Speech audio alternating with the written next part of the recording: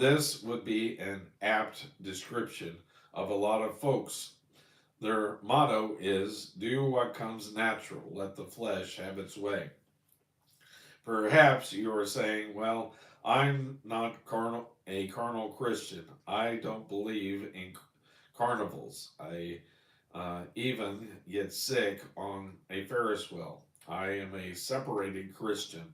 That is a mark of carnality, Paul will tell us here. That concludes that section. Now let's move on to the next section. And let me see if I can. It didn't work when I tried to straighten it up a minute ago. And now it's too high. Let me just leave it too high. How about that? Okay. Section verse 3 through 8. Is that better? Yeah, that's perfect. I think. Oh no, I've got it lopsided. Me and LaRonda were having trouble with it in the last one. Okay, verse 3.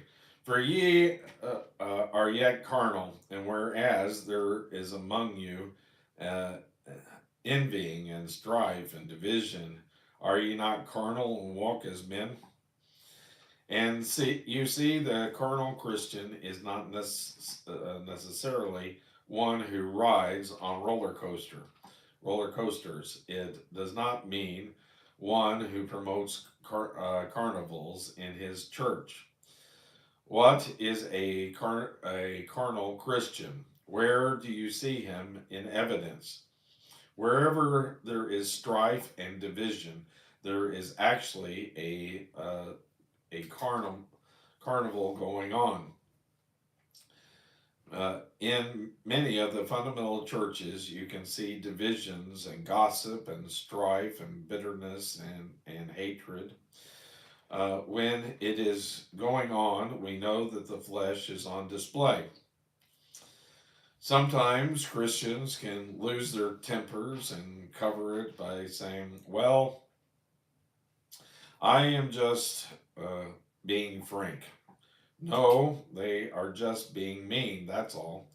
My friend, you can turn a Sunday school class into a carnival, a missionary society into a carnival, or a prayer meeting into a carnival when you gossip or stir up strife and envy and division. My friend, you may not do worldly things and still you may be a carnal Christian. Listen to Paul.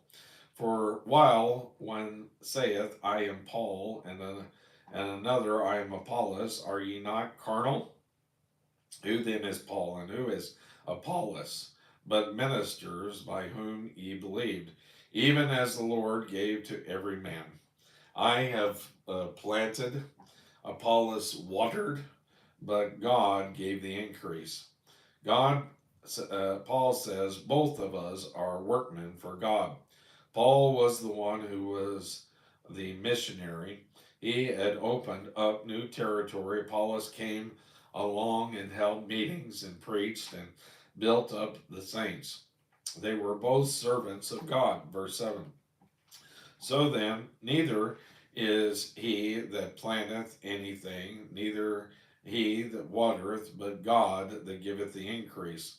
The important thing is not who the preacher is.